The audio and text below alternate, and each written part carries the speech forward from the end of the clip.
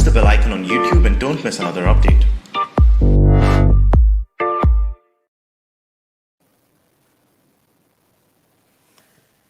Namaste and welcome to the 7 PM show today. आज हमारे साथ हैं आपके जाने पहचाने, क्योंकि आपने इनको देखा होगा कई बार टेलीविजन पे, Shri Ramnik Maan. Welcome Ramnik ji, welcome to Jaipur dialogue. Sat Shri अकाल, जय हिंद सर। जय हिंद, सत श्री अकाल। और मैं आपका परिचय करा दूं अपने दर्शकों से। वैसे तो आप अक्सर इनको देखते रहते हैं, राजनीतिक विश्लेषक हैं और आप टीवी पर्सनालिटी हैं। वैसे आप सिविल इंजीनियर हैं और मैं आपको बता दूं कि मिलिट्री ब्रैट हैं। इनके पिताजी आर्मी में थे, तो इनका जो पालन पोषण है वो आर्मी की छत्रछाया में हुआ है। तो रमणीक जी, सीधे मुद्दे पे आते हैं जी। ये जो आपके किसान आंदोलन जो चल रहा था, जिसको प्रधानमंत्री जी ने कहा था कि साहब ये कुछ इसमें कुछ परजीवी हैं, कुछ आंदोलन जीवी हैं, तो ये जो आंदोलन जीवी और परजीवी हैं, इनकी आज की स्थिति क्या है? आज के हालात क्या है इनके? सर, ये परजीवीज आर बेसिकली पैरासाइट्स। पैरासाइट क्या करता है, वो ढूंढता रहता है कहीं ना कहीं जाके मैं किसको चिपकूं और किसका खून चूसूं। तो अब वो ढूंढ रहे हैं, डगर डगर गली गली घूम रहे हैं ये आंदोलन जीवी जो है। सर, आपको पता ही है, कभी पश्चिम बंगाल, तो कभी मध्य प्रदेश, तो कभी राजस्थान, तो कभी हरियाणा, तो कभी पश्चिमी उत्तर प्रदेश, तो कभी पंजाब में। तो इनका अभी भारत भ्रमण चल रहा है क्योंकि बॉर्डर्स के ऊपर से सर फोकस तो हट गया है। आपको पता है सर, कैमरास का जो लाइमलाइट है, जो फोकस है, वो बॉर्डर से तो हट गया है। तो अब इनका सर सारा का सारा फोकस है भी कैमरा कहाँ पे है, जहां पे चुनाव चलो वहीं चलते हैं और कुछ लाइमलाइट मिलेगी। तो cutting the long story short sir, इनका हाल अभी बुरा ही है। एंड मोस्टली सर ज्यादा करके ना लोगों को अब समझ में आ गई कि भी कहानी क्या थी और ये कैसे प्रस्तुत की गई और क्या इसका मतलब रियलिटी यानी कि वास्तविकता क्या है, वो समझ में आ रही है लोगों को। एंड अगर आप ग्राउंड पे जाओ सर, मैं तो अभी मेरे ख्याल है कि 4-5 दिन हुए मैं होके आया था, तो सर निपटाया पड़ा। बस वो ये है कि बस मेरे ख्याल है सरकार ने भी इनकी लाज रखी हुई है नहीं तो वहां पे है कुछ ज्यादा है नहीं सर। तो लाज क्या रखी है? मुझे तो लग रहा है कि मुझे तो ऐसा लग रहा है कि ये बेचारे मनी मन बना रहे होंगे कि इसी तरह से हमको फोर्स यूज करके वहां से हटा दे तो हमारा खर्चा बचे। जो भी खर्चा इकट्ठा किया था, चंदा वंदा, वो सब उसी में चला जा रहा है और मिलना मिलाना कुछ है नहीं, बिल्कुल स्पष्ट हो गया। और ऊपर से वो आड़ती है और इनको कूट रहे होंगे कि तुमने बाकी सब तो ठीक था, ये डायरेक्ट ट्रांसफर और करा के हमारी जान को आफत करा दी। नहीं सर, ये डीबीटी वाला जो है ना sir, direct benefit transfer, it's a master stroke है। मास्टर स्ट्रोक है क्यों कि एक तो सर ये अभी अगले महीने फसल है सर कनक की, और उसके बाद एक फसल अगले चुनाव से पहले मुंजी चौने धान की, यानी कि चावल की फसल है अगली। तो धान की और ये दो पेमेंट अगर सही तरीके से पहुंच गई तो ये जितना प्रपंच रच रहे हैं ना पिछले 6-8 महीने से, खूब जोर लगा रखा है इनका, everything will fall flat on the face. And ये जितने घूम रहे, they will all have bloody nose not from a fall but from a lot of कुटाई फ्रॉम द रियल फार्मर्स। जो असली वाले हैं ना, इनको छोड़ने वाले नहीं है। इनका हालात वो होंगे आप सोच नहीं सकते। इसको थोड़ा सा कंपैरिजन करें इतिहास से। आपने देखा होगा कि ये जो फार्मर प्रोटेस्ट वगैरह है, ये होते रहते हैं पंजाब में। और एक बड़ा प्रोटेस्ट हुआ था इंदिरा गांधी के टाइम पे, to which she succumbed actually. और ये सारा का सारा जो एमएसपी जो लॉपसाइडेड हुआ, वो इंदिरा गांधी के टाइम पे हुआ। और उसके बाद भी ये हमेशा ये धमकी देके कि हम बंद कर देंगे और आप प्रोक्योरमेंट नहीं होने देंगे, ये सब कर करके ये हमेशा करते रहते, मुझे लगता है। और उसको करने के लिए अगर आप देखें, वो सारा का सारा जो भिंडरावाला वाला किस्सा हुआ था, वो इंदिरा गांधी ने इनकी जो पावर थी उसको कर्टेल करने के लिए एक तरह से वो काउंटर वेट प्रॉप अप करने की कोशिश की, जो बिल्कुल ही उल्टा पड़ गया। और उसके नतीजे फिर बहुत ही खराब हुए। आप जानते हैं पूरा 15 साल तक जो हालात रहे पंजाब में। तो 26 तारीख को जब हुआ था तो मैं भी बहुत नाराज था। और अगर आप 26 तारीख का मेरा एपिसोड देखें तो मैं जो था बिल्कुल आग बबूला था कि ये कैसे आप होने दे सकते हैं। इस तरह जो है आपके देश के मस्तक को आप इस तरह से कैसे नीचा होने दे सकते हैं, आपको गोली भी चलानी पड़ती है तो आप चलाते हैं। लेकिन अब हाइंडसाइट में देखते हैं तो मुझे तो लगता है कि ये जो मोदी शाह डुओ है, इसने इसको पूरे मामले को बहुत ही अच्छी तरह से खेला है। आप क्या कहते हैं? सर इसको डुओ को नहीं सर, इसको ट्रायो देखिए सर। आप please do not miss out on Ajit Doval sir. उस ओके। ट्रायो को हमेशा माइंड में रखना है सर, बिकॉज एक इनमें से ना, और रादर दो, at any given point in time हमेशा पर्दे के पीछे से ये एक्ट करते हैं सर। और आई पर्सनली फील कि 26 तारीख को जो हुआ, that was the end of the sentimental support to the farm protest per se. एक अंडर करंट कह लो, एक सेंटिमेंटल सपोर्ट कह लो सर, कहीं ना कहीं बहुत बड़े तबके के अंदर था।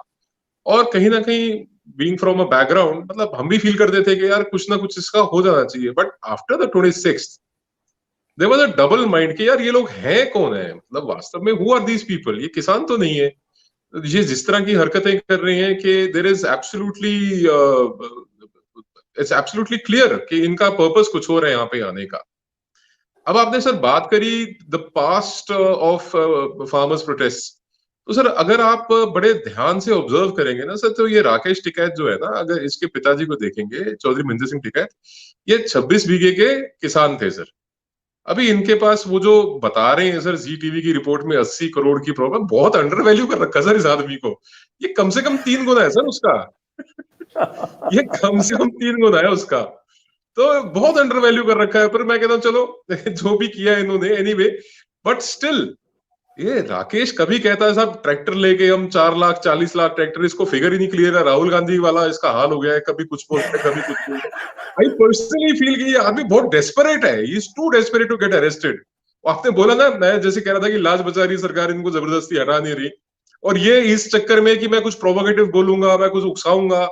भाई 26 जनवरी को जो तुमने उकसाया, वो जब तब तुम्हारे को नहीं कुछ किया, ये they will die their own death. And I am telling you sir, इनके सबके ऊपर, चाहे ये गुरनाम चडूनी हो, योगेंद्र यादव इच्छाधारी नाग हो, ये गुरनाम चडूनी के बाद ये आपका योगेंद्र यादव, ये दर्शन पाल, राकेश टिकैत, ये बथेरे सारों के ऊपर सर पर्चे दर्ज हो रखे हैं, एफआईआर इनके ऊपर हो रखी है। Matter of time sir. ये आज वो बकरे की नानी वाली बात है सर, कब तक खैर मनाएंगे, आज नहीं तो कल they will come under the law. इसके अंदर कोई मेरे को डाउट नहीं है सर।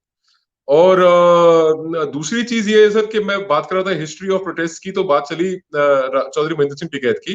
तो सर ये तो राकेश टिकैत का, नरेश टिकैत का, इनका खानदानी पेशा बन गया ब्लैकमेल करने का। ठीक है, आपने बताया कि एक बार इंदिरा गांधी से कम कर गई, एक बार राजीव गांधी को इन्होंने वहां पे बोट क्लब में जाके वहां पे उससे बनवा ली। एक सर मैं आपको इंसिडेंट और बताना चाहता हूँ, मुल्तई का सर, मध्य प्रदेश में, जब दिग्विजय सिंह मुख्यमंत्री थे, उन्होंने गोलियां चलाई थी, ओपन फायर करवाया था, and that was the last time वो दोबारा कभी सत्ता में नहीं आए उसके बाद। ठीक है, that is the end of his political career. तो ये जो पेशेंस है, this patience displayed by the government was on 2 और 3 अकाउंट्स। पहली चीज तो ये कि ये जेन्युइनली नहीं चाहते थे कि भी एनी फार्मर पर से, जो एक कॉमन फार्मर है वहां पे जो प्रोटेस्ट में आके बैठा हुआ है, उसको कोई नुकसान हो, बिकॉज वो सिटीजन पहले है। तो एक सिटीजन के ऊपर अगर आप गोली चलाते हैं या मारते हैं, वो उकसावे में आ रखे हैं, वो थोड़ा सा मिसगाइड हो रखे हैं, that one will not be correct on the part of the government कि अपने सिटीजन को मारा जाए। एक दूसरा, ये जो इंटरनेशनल कॉन्स्पिरेसी थी, जो ग्रेटा की टूल किट से निकल के आई बातें और सब, और ये क्लैरिफाई कुछ दिनों के बाद हुआ कि they actually wanted to take this to another level. और तीसरा सर, ये जैसे ना आपने देखा होगा डेस्परेशन में, ये गुरपतवंत पन्नू है सिख फॉर जस्टिस वाला, इसने वहां पे $10,000 डोनेट कर दिए यूएनएचएस। मतलब वो सोच रहा है कि 7-8 लाख रुपए रिश्वत देके और मैं एक वहां पे मेरे को, मतलब it is very funny at. ये भूल गए करोड़ों डॉलर दे रखे हैं।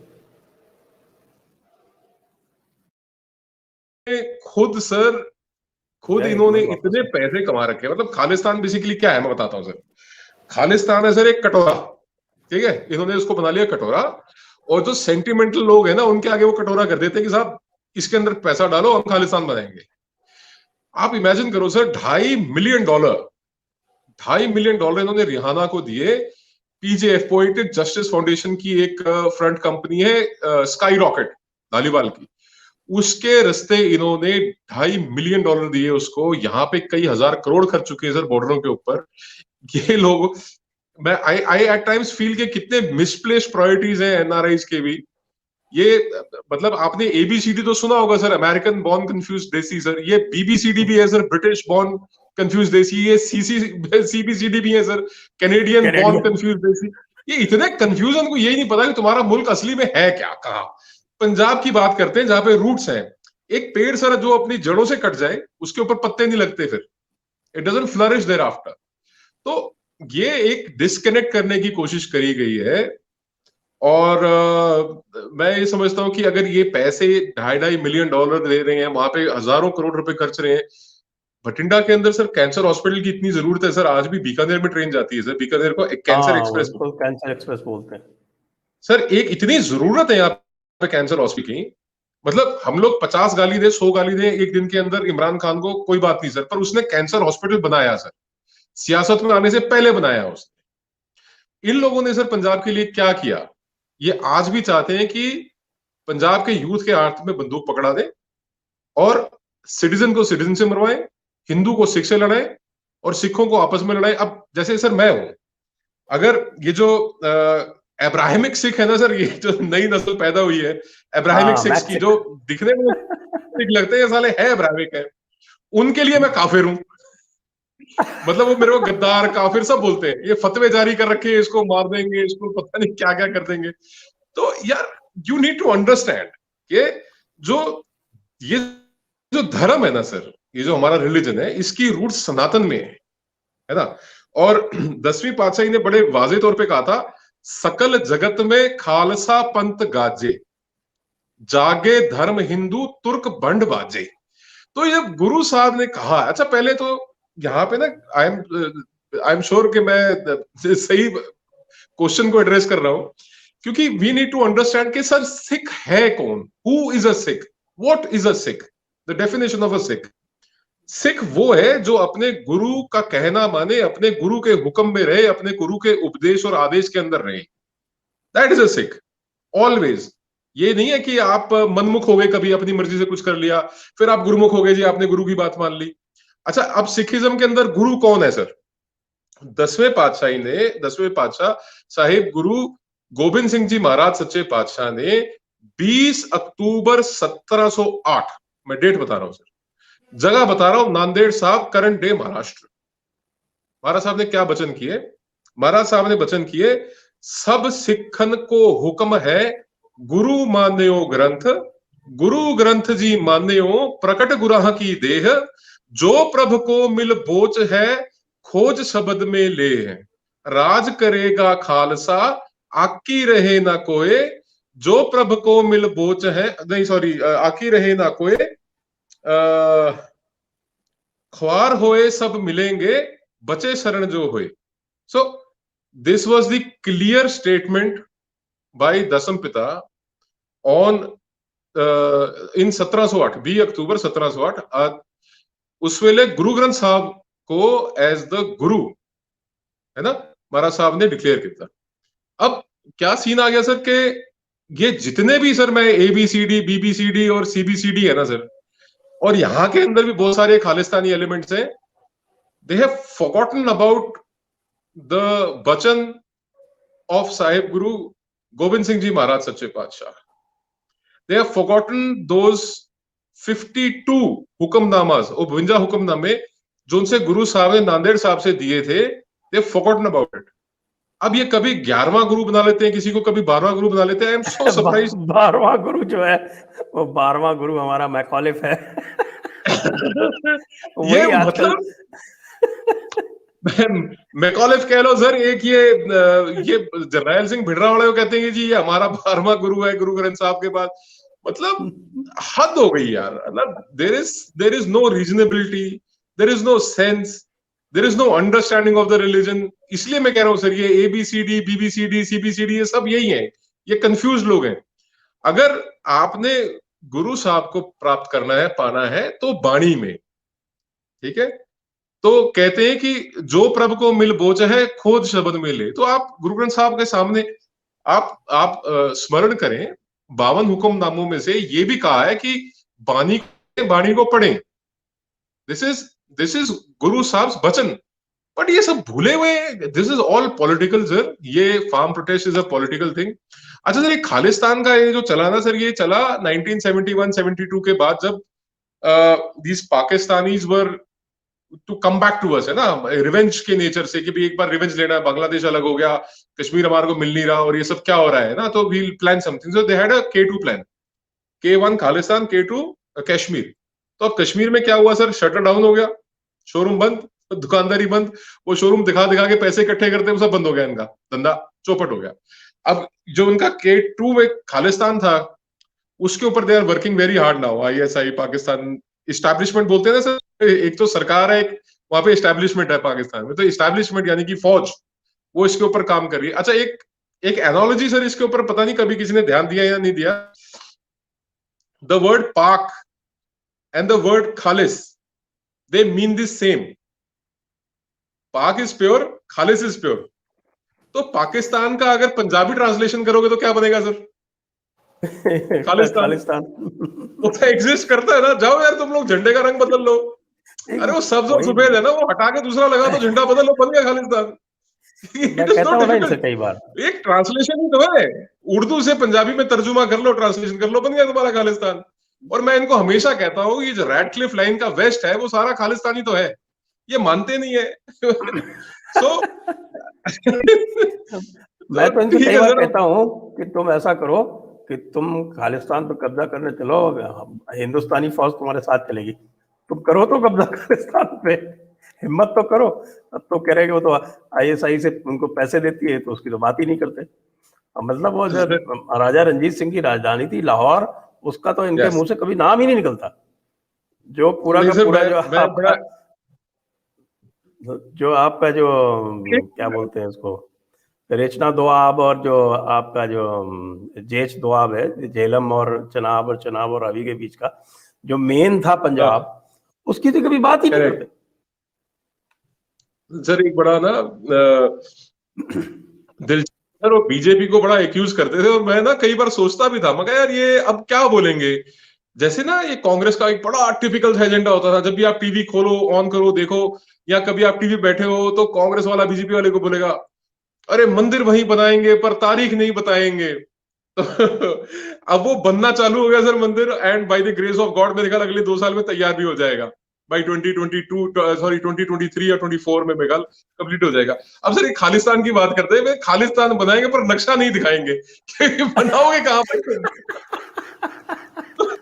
तुम जगह तो दिखाओ ना यार, कहां पे है तुम्हारा? क्योंकि मतलब दिस इज सो सिली। मतलब मैं कहता हूं कि तुम्हारे को अगर तुमने कुछ अचीव भी करना, तुम्हारे को ये पता ही नहीं तुमने कैसे अचीव करना है। और है, मैं तो कहता हूं एग्जिस्ट करता है, रैडक्लिफ लाइन है सर।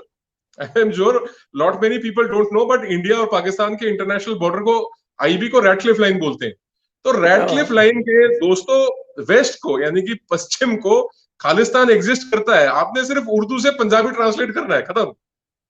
उस पर कब्जा करने की हिम्मत दिखाए ना, हम लोग भी चलेंगे, आप और हम भी चलेंगे साथ में, चलो भी कब्जा करते हैं। मैं तो बोलता हूँ ना, मैं तो बोलता हूँ सर, मेरे को चाहिए खालिस्तान, बताओ कब चाहिए, बोलो, मैं चलता हूँ तुम्हारे साथ। बात तो करो, बात नहीं करते।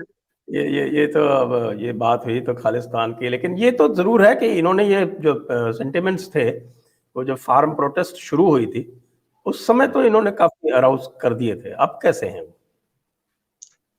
देखिए सर, मैं आपको ना, मैं एक एनालॉजी क्या सर, मैं एक गणित बताता हूँ सर, एक डाटा देता हूँ मैं आपको।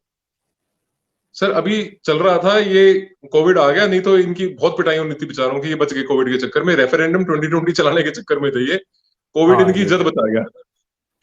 तो इन्होंने कहा भी रेफरेंडम 2020 फॉर खालिस्तान, और बड़ा उन्होंने पॉम्प एंड शो के साथ उसके बैनर निकाले, वो सब किया, सब पिट गया सर, वो फेल हो गया। बट एक चीज जो ये भूल गए, एक रेफरेंडम 2017 हुआ था सर, 2017 में, वो था पंजाब का विधानसभा इलेक्शन, ठीक सर।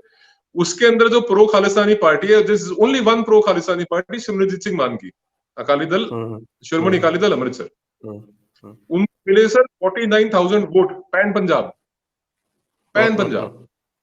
1,57,00,000 वोटों में से मिले सर 49,000 वोट्स।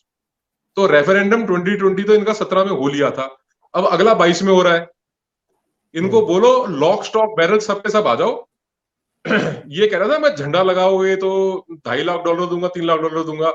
अरे गुरबतवंत पंधु, अगर ये वीडियो आप तक पहुंचे ना, आप तक तो खैर गलत बात, तेरे तक पहुंचे ना, तो $2.5 लाख मेरे से ले लेना। एक बार दिल्ली एयरपोर्ट लैंड कर जा, बस आगे संभाल लेंगे अपन। आगे की सारी बीमारी अपन खुद संभाल लेंगे। तो ये 2017 इलेक्शन की बात कर रहे हो, उसमें तो ये जो आपके आम आदमी पार्टी है ये तो हावनॉक कर रही थी और इसी कारण ये हारी है, क्योंकि अगर ये हावनॉक नहीं कर रही होती तो जिस प्रकार की परफॉर्मेंस उसने दी थी 2014 के इलेक्शन में, उसको देखते हुए तो ये पावर में आ भी सकती थी। लेकिन लोगों ने एनमास वोट शिफ्ट किया कांग्रेस को ये देखते हुए, अकालियों को वो चाहते नहीं थे। आम आदमी पार्टी को लास्ट में उनको लगा कि ये तो पूरे के पूरे जो है वो खालिस्तानियों के साथ मिल गए, और कांग्रेस के जीतने का प्रमुख कारण ये था। तो इसीलिए मुझे ये भी आश्चर्य हुआ कि कांग्रेस और खासतौर से अमरिंदर सिंह जैसे व्यक्ति, जिनको मैं काफ़ी मैच्योर पॉलिटिशियन मानता हूँ, कांग्रेस में वैसे भी बहुत कम रह गए हम, इक्के दुक्के ही बचे, तो उन्होंने जिस तरह की पॉलिटिक्स इस आपके फार्म प्रोटेस्ट में की, वो मेरे लिए थोड़ी सी आश्चर्यजनक थी, क्योंकि वो तो एक नेशनलिस्टिक प्लैंक पे चीफ मिनिस्टर बने हुए हैं और उनकी ख्याति भी है कि वो 71 वॉर में आपके मेजर हरबख्श सिंह के एडजुटेंट थे। तो उनकी अच्छा सब जानते, मैं पर्सनली जानता हूँ कि आर्मी के प्रति उनका विशेष लगाव रहता है और कहीं भी आर्मी को ज़रूरत होती है तो वो हमेशा अप फ्रंट आके मदद करते हैं। पंजाब सरकार की जहाँ भी मदद ज़रूरत थी आर्मी को, वो सदैव जब भी अमरिंदर सिंह जी होते हैं तो तुरंत मुहैया होती है। ये सब होते हुए जिस प्रकार का रोल अमरिंदर सिंह जी का था फार्म प्रोटेस्ट में, मेरी समझ में नहीं आया। आप थोड़ा इस पर प्रकाश डालें। Sir my way of looking at it or analyzing it is a little different sir। पहली चीज तो सर मैं ये समझता हूं कि कैप्टन अमरिंदर सिंह दी वेटरन एक तरफ रख लीजिए सर, और captain Amarinder Singh the politician उसको एक तरफ रख लीजिए सर आप। इन दोनों में मिक्स नहीं करना सर हमने। He is a man who wears several hats per se, जो कहते हैं ना सर, कहावत है। एक तो सर ये महाराजा है सर पटियाला शाही परिवार के, he is in the blue blood lineage. दूसरा sir he is a politician. तीसरा sir he is a blue blood, sorry, he's an ex-army veteran. अब a lot of things by क्यों कंफ्यूजन कहाँ आती है सर, कि बहुत सारी चीजें ऐसी हैं सर जो पॉलिटिशियंस जो है ना वो सिर्फ दिखावे के लिए करते हैं, है ना। तो एट टाइम्स आई फील कि बहुत सारी कुछ चीजें ये भी शायद दिखावे के लिए करते हो, but I want to disbelieve that. मतलब मेरा एक अंदर की गट है कि यार इस थॉट को सप्रेस करो। May be he is a nationalist, may be he is a good person actually. पर फिर एक दूसरा थॉट आता है सर कि अगर ये इतने ही नेशनलिस्ट होते तो ये एक टाइम पे अकाली दल में थे, फिर ये कांग्रेस, फिर उन्हें इंडिपेंडेंट कंटेस्ट किया, फिर ये कांग्रेस में आ गए। नेशनलिस्ट आदमी सर मैं समझता हूं कि जो सोच आज कांग्रेस की है, जिस रास्ते पे आज कांग्रेस पार्टी चल रही है, नेशनलिस्ट आदमी आपने ठीक कहा बहुत कम रह गए हैं। और अभी आपने देखा होगा सर, थोड़ी पहले जम्मू में इनकी G23 की एक मीटिंग भी हुई, जिसके अंदर बहुत सारे कांग्रेस के लीडर्स जो हैं, they are not very happy with the leadership. और कैप्टन अमरिंदर सिंह अगर वाकई प्रो सिख है, प्रो नेशन है, then he should have actually given out very strong statements and words against everything that is happening, but ऐसा नहीं हुआ सर। कैप्टन अमरिंदर सिंह को ये पता था कि भाई इन्होंने कहीं ना कहीं सेंटिमेंट को एक्सप्लॉइट करना है एज अ श्रूड पॉलिटिशियन। 5 अक्टूबर 2020 को जो ये सुनील जाखड़ ट्रैक्टर चला रहे थे, उसके एक तरफ राहुल गांधी, दूसरी तरफ कैप्टन साहब बैठे थे, उस दिन ये बात क्लियर हो गई थी कि he is playing pure politics. और दूसरी चीज सर, जब एक ट्वीट किया कैप्टन अमरिंदर सिंह ने जनवरी समटाइम सर के कुछ आर्म ड्रॉपिंग्स हो रही हैं इनसाइड पंजाब बॉर्डर एरियाज में ड्रोन से, और उन्होंने वो ट्वीट कर दिया। तो मैं सोच रहा था कि there is a certain amount of secrecy that you need to maintain. It's called the office of oath and secrecy. जब आप शपथ लेते हैं संविधान की, तो उसमें सीक्रेसी की भी शपथ होती है। So as a chief minister, आप ना बहुत सारी चीजों, you are privy to a lot of information which may be very sensitive also. तो putting it out in public domain was very questionable on his part. तीसरा, मैं sir ये समझता हूं कि कैप्टन अमरिंदर सिंह एक ऐसे वाहिद आदमी है जिन्होंने कांग्रेस को अफ्लोट रखा. He kept the Congress neck above water, नहीं तो अभी तक तो डूब जाती कांग्रेस. और इनका ये जितना रोल रहा सर, ये specially during the farm protests, was very very negative as far as the nationalistic perspective is concerned. उसका रीजन दो तीन हुए सर कि इनके एक एमएलए हैं गुरकीरत. उस गुरकीरत ने ये एडमिट किया एक प्राइवेट चैनल के स्टिंग के ऊपर कि the government, Punjab government and the Congress party, the Punjab Congress, ये अच्छे से सपोर्ट कर रहे हैं, दबा के सपोर्ट कर रहे हैं. इसमें पैसा भी दे रहे हैं, डीजल भी दे रहे हैं, लॉजिस्टिकल सपोर्ट्स भी दे रहे हैं. जहां लोग थक जाते हैं वहां पे रिप्लेसमेंट भी भेज रहे हैं. तो इनके जो प्रो कांग्रेस सरपंच है, पंच है, उनके रास्ते ये एक तरीके से वही फतवे जारी करवा रहे हैं कि everybody has to go to the protest, सबने प्रोटेस्ट में जाना है, और जो नहीं जाएगा उसको जुर्माना, सामाजिक बहिष्कार. मतलब this all has happened under his nose. ये एक तरफ रख दीजिए सर. एक चीज अब क्या हुआ, ये तो सब चल रहा था जिसे कहते हैं कि इट्स नॉन वायलेंट. फिर सर वायलेंस कहां पे आई, जब ये रिलायंस के टावर्स को तोड़ना चालू किया, जनरेटर चोरी करने चालू किए, which is actually not Reliance का नहीं है सर, वो एक कैनेडियन कंपनी है, वो एसेट मैनेजमेंट कंपनी, उन्होंने एसेट खरीद रखे हैं. तो ये सब वो कनाडा करते हैं, कनाडा वालों के एसेट तोड़ दिए उन्होंने बढ़िया से. और फिर मैं एक चैनल पे, नेशनल चैनल पे डिबेट पे बैठा था, तो मैंने एक क्वेश्चन पुट किया. तो कहते हैं कि साहब हम क्या करें, हम पंजाब को जलने दें, हम जला दें पंजाब को, तो हम करेंगे जब वक्त आएगा एक्शन लेंगे. तो मैं इस बात को भी सर 2 महीने हो गए, there is no action. FIR के बाद अरेस्ट करना चाहिए सर, और उनके ऊपर रिकवरीज होनी चाहिए, उनके ऊपर मुकदमा चलना चाहिए, वहां भी वो भी नहीं हुआ सर. फिर 26 जनवरी का सर एक अक्यूज्ड है लखा सिधाना सर. लखा सिधाना कैप्टन अमरिंदर सिंह के जो पैतृक गांव है, उनके गांव में जाके रैली होल्ड करता है sir. Can you imagine this? मतलब ये आप सोच के देखिए कि एक स्टेट के चीफ मिनिस्टर है, उस स्टेट के चीफ मिनिस्टर के नेटिव विलेज में जाके एक वांटेड आदमी रैली होल्ड करता है. और उसके आने से पहले वहां सारा पंजाब पुलिस का बंदोबस्त लगता है, वहां पे प्रॉपर एसपी रैंक के ऑफिसर्स आते हैं, वो सारा घूम के जाते हैं, और वो करके और चला जाता है. तो सर ये जो सपोर्ट कैप्टन साहब रोग एलिमेंट्स को, क्रिमिनल एलिमेंट्स को, एंटी नेशनल एलिमेंट्स को, और ये सेपरेटिस्ट और सेसेशनिस्ट एलिमेंट्स को ये कवर जो दे रहे हैं, it is very visible, it is much exposed. और एक बड़ा दिलचस्प सा किस्सा और है सर कैप्टन साहब के बारे में, हालांकि उनकी पर्सनल लाइफ अपन नहीं घुसते, पर कैप्टन साहब जो है sir, he is not staying in his official chief ministers residence for a very long time now. अब वो किसी के साथ रहे सर, वो महारानी के साथ रहे या किसी पत्रकार के साथ रहे, that is a known fact, open secret है. नहीं सर, वो इतना ओपन नहीं है कि वो एक मतलब अलग ही घर बना के और मुख्यमंत्री होते हुए अलग फार्म हाउस बना के, फार्म हाउस में एक को रखा हुआ है, सरकारी आवास में दूसरे. मतलब कोई लिमिट होती है यार. In public life there has to be some, कहते हैं ना, कोई सूचिता होनी चाहिए, there has to be some decorum maintained. और आपको ना पता हो सर, तो मैं बता दूं, 17 में जब ये मुख्यमंत्री बने, for good initial 5-6 months Aroosa was running the show. वो तो बड़े बड़े ये ब्यूरोक्रेट और पुलिस ऑफिसर को प्राइज पोस्टिंग्स लेने के लिए कि जी मोहतरमा हमारे को यहाँ लगवा दीजिए, मोहतरमा हमारे को वहां लगवा दीजिए. When it all came to the media glare ना, उसके बाद उन्होंने थोड़ा सा उसको टोन डाउन किया है.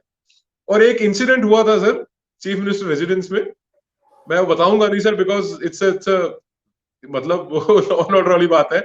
उस इंसिडेंट के बाद वहां से कैप्टन साहब शिफ्ट किए थे, नहीं तो तब तक वो वही भाई.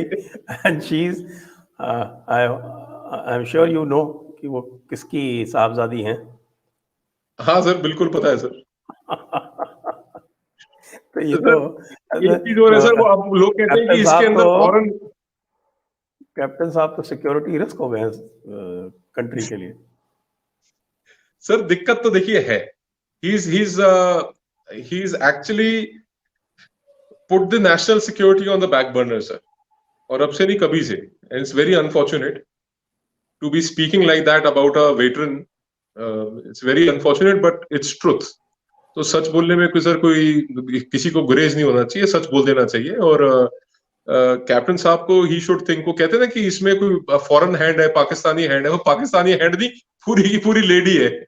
समझ गए? तो क्या करिएगा सर आप? Little you can do about it sir. नहीं तो फिर मैं तो फिर I have to ask question to government of India also. Government of India पूछना चाहिए सर, उसको वीजा देते ही किस लिए हो आप? आने क्यों देते हो उसको? देते हो वीजा क्यों देते हो? कैप्टन साहब का दिल करता है वो पाकिस्तान में जाके बना ले एक महल अपना, उसमें वो बेचारे जो गरीब गुरबे हैं जिनको वहां मार पड़ रही है और हिंदू सिख को इतना सताते हैं, उनको तो आने में इतने पापड़ बेलने पड़ते हैं। और मैडम अरूषा जो है वो फ्रीली मूव करती। एग्जैक्टली सर, ये सीएए जो बड़े प्रोटेस्ट हुए सर, उसमें यही तो था कि क्यों बना दिया सिखों के लिए, हिंदुओं के लिए कानून? क्यों बना दिया कानून?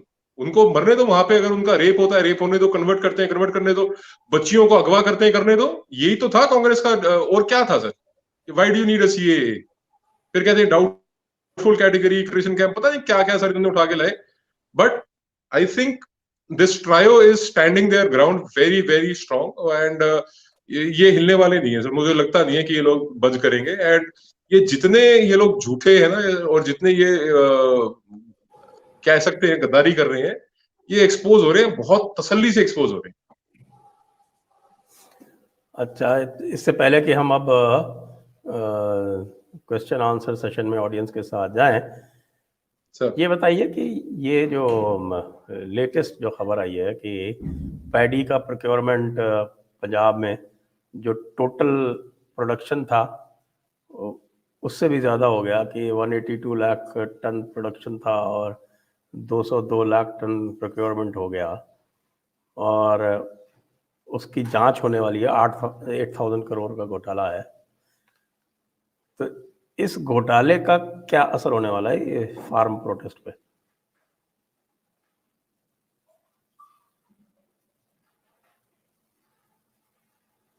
हेलो सर, आपने सुना मेरा सवाल? सुना क्या?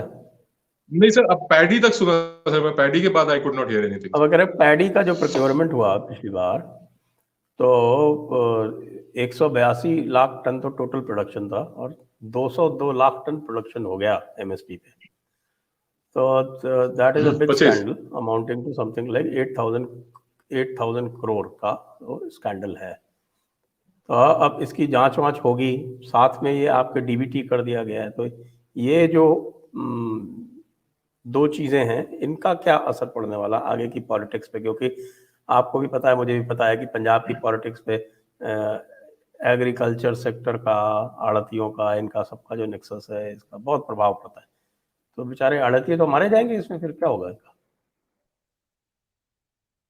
सर बेचारे सर, चलिए एनीवे मैं सर सिविल लैंग्वेज बोल रहे हैं। हाँ, मैं समझ गया सर। देखिए सर, क्या है कि if you look at this business, this trade in Punjab, तो सर यहाँ पे ना बड़े बड़े पंसब के अपने गोडाउन हैं जहाँ पे ग्रेन स्टोरेज होती है प्रोक्योरमेंट के बाद।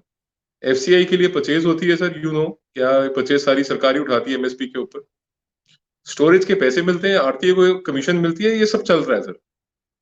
और जो डाउन द लैडर सर, जो किसान है ना सर, ये सबसे ज्यादा एक्सप्लॉइटेड है। अब ये बड़ा मतलब लोगों को सवाल होता है माइंड में कि यार एक्सप्लॉइटेड है तो फिर वो किसान बॉर्डर पे क्यों बैठा हुआ है? वो एक्सप्लॉइटेड है इसलिए बॉर्डर पे बैठा हुआ है। अगर वो एम्पावर्ड होता ना, उसको जरूरत नहीं थी बॉर्डर पे आने की। जब आपका आड़ती आपको बोलता है ना कि बेटा चलना है, यार ट्राली खड़ी आ, तेरे तेल दा पैसा है, आ तेरा खर्चा है, चल भाई लॉक स्टॉक बैरल पहुंच। That is when you are in a dead trap ना। फिर आप कहते हो कि साहब अब करें क्या? अब ये कह रहा है तो साथ चलेंगे, बिकॉज हमारा तो कहते हैं कि 9 मास का रिश्ता है। 9 मास का रिश्ता क्या है कि वो 9 मास के रिश्ते में जो एक्सप्लॉइटेशन है वो सिर्फ किसान की होती है। अच्छा सर, एक सोचने वाली बात है, सब कहते हैं कि किसानी जो है वो घाटे का सौदा है, ये घाटे का धंधा है। Let me address this very बारीकी से ना, मेरे को इसको एड्रेस करने दीजिए। अगर ये घाटे का सौदा है तो किसान प्रोडक्शन कर रहा है और आड़तिया खरीद रहा है, और आड़तिया लगातार खरीद रहा है और आड़तिया ग्रो कर रहा है, और किसान लगातार प्रोड्यूस कर रहा है और वो लॉसेस में है। इसका मतलब ये हुआ कि जितनी बार फसल बीजी जाती है, वो मंडी में लगाई जाती है, मंडी से निकल के वो बाजार में जाती है, arhtiya is making the money and the farmer is losing, यानी कि आड़तिया पैसा कमा रहा है और किसान का नुकसान हो रहा है। तो इसमें गेन कौन कर रहा है? जिसको आप बेचारा कह रहे हैं ना, वो गेन कर रहा है। और इस बिजनेस को सपोर्ट करने के लिए इस इकोसिस्टम के अंदर सर, चाहे वो कांग्रेसी हो चाहे वो अकाली दल के हो, उन्होंने बहुत मेजरली इन्वेस्ट किया हुआ है। सुखबीर की सर कई सारी कंपनियां हैं। सुखबीर का सर ये पोल्ट्री फार्म, ये बिल्कुल नजदीक में ही ना, बद्दी रोड के ऊपर इसका पोल्ट्री फार्म था सर। आज it is a 5 star hotel called सुख विलास। और इंसिडेंटली सर, वो आप उसको आयरनी कह लो क्या कह लो सर, वो सारा मुगल आर्किटेक्चर के ऊपर बना हुआ है। मतलब वो सारा, मतलब जिनसे लड़े इतने साल सिख कौम, उसी आर्किटेक्चर के ऊपर बिल्डिंग बेस्ड है। तो ये इकोसिस्टम जो है सर, चाहे वो एग्रीकल्चर प्रोड्यूस हो सर, चाहे वो रेत हो, माइनिंग हो, सैंड हो, चाहे वो केबल टेलीविजन हो, चाहे वो ट्रांसपोर्ट हो, लॉजिस्टिक हो, ढाबे हो, रेस्टोरेंट्स हो, होटल्स हो, रनिंग इंडस्ट्रीज हो, फैक्ट्रीज हो, जो मुनाफे का सौदा सर, वो या तो गले पे अंगूठा रख के या ब्लैकमेल करके लोगों ने एक्वायर कर लिया।